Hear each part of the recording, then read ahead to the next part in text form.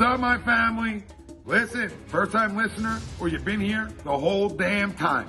Hit that like, hit that subscribe, giddy up, let's go, enjoy the clip, no notes. My question to the people out there, agree or disagree, is a defensive player of the year and Ben Simmons, is that enough? Like, is that enough for us to win? You know what I mean? Like, everybody cries and moans about how he doesn't shoot. We want him to shoot and this and that. But as he is, we know what he is. We talked about this for years on this show.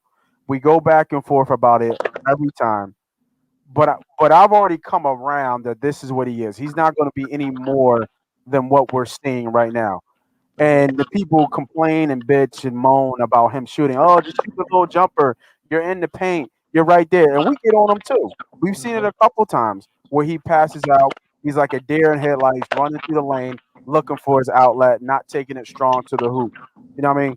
But if you get the defensive player of the year out of him, like how many defensive player of the years players are effective on offense? Right. You know what I'm saying? To that caliber. Like the last one we see win both awards, I want to say Mike. Right? So, you know, are we putting Giannis or, is one. yeah, Giannis too. Right? So, like, is that enough? As you know what I mean? Do you agree or disagree to that poll?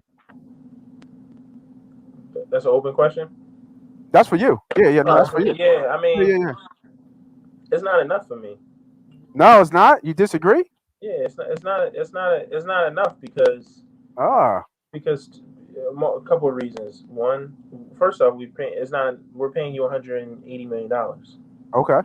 Right. So cash. We're paying you $180. That restricts us in other places.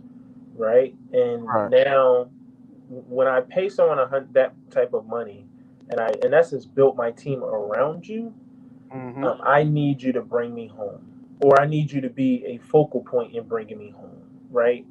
And I think the game of basketball, like I always say, the game of basketball, playoff basketball, championship basketball, at the end of the day, always comes down to putting the ball in the basket and someone making a play, someone making a shot. That's just what championship basketball is. So we're not talking about being a number one seed.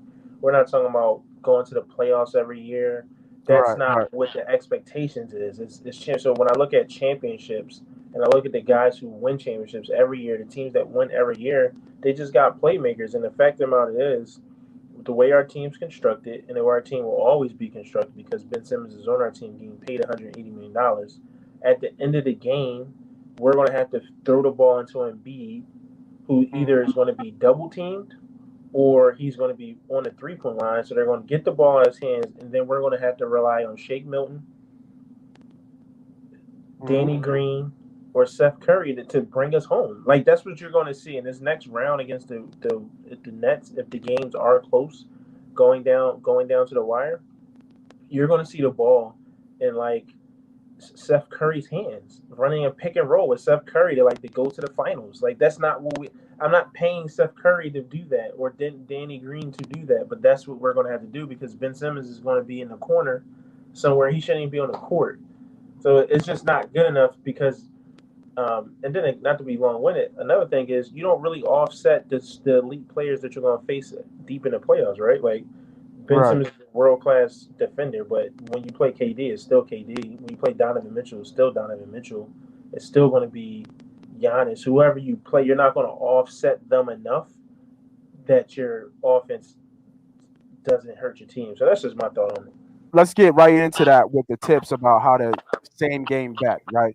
So what you guys see on FanDuel is you typically see something called SGP, and that's called same game parlay, where you go into a game on like FanDuel and you're picking the same plays within the same game.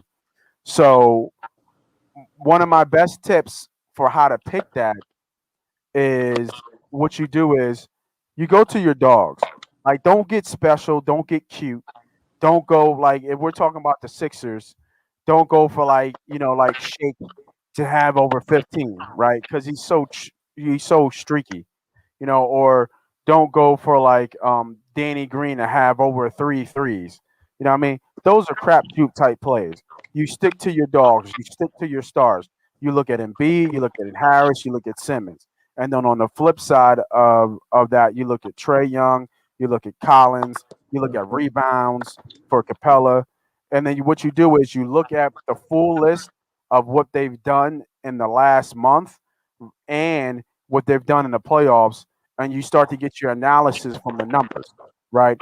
So if you see Capella, for example, he's averaging at least 12 rebounds in the last 4 games, right? You go to your same game parlay. Best thing to do is go to the alternate rebounds, and then you start building your parlay, to where he might fit. So if you know 12, a good now those odds are going to be really high, right? Those odds are going to be like, you're going to pay a lot of juice for those, like minus 400, minus 500, because he's almost guaranteed to get you at least 10. So that's where I would pick that play, right? I would pick that play at probably like 9.5. I would pay the minus 330, just counting where it was, and then kind of build my parlay. Now, most people who do parlays, what they want to do is they want to build a 7-18 parlay and have $10 hit for like 10 grand. You know what I'm saying? Like they try to build these massive parlays because they see these massive bets online, on Twitter, with all these people who put on $50 and win 100 grand or whatever. Bet smarter, right? Bet smarter. Take the small wins. Take the plus 350s, the plus 280s. Take those small wins and let it compound and let it build. Just like you would anything else you would do.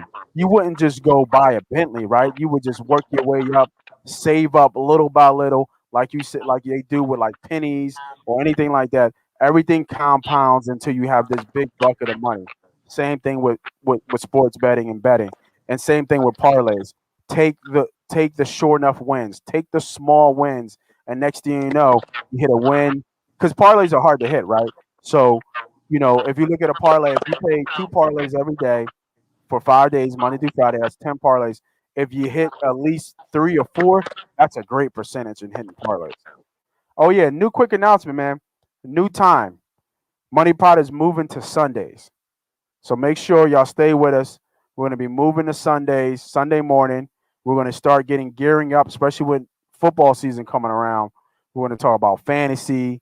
I know what my guy Willie Vegas from A2D Radio is really gearing up for that. So we're talking about fantasy with that, DFS stuff, and then obviously the plays, for Sunday morning action, man. Last year we was hooping and we was talking about football and we talking about hooping, you know what I mean? So that should be good. We're looking at I believe 10 o'clock on Sundays. So make sure y'all around. Y'all get in from y'all Sunday service. Y'all go to church. Or if y'all go to church, put in the AirPod in the one ear.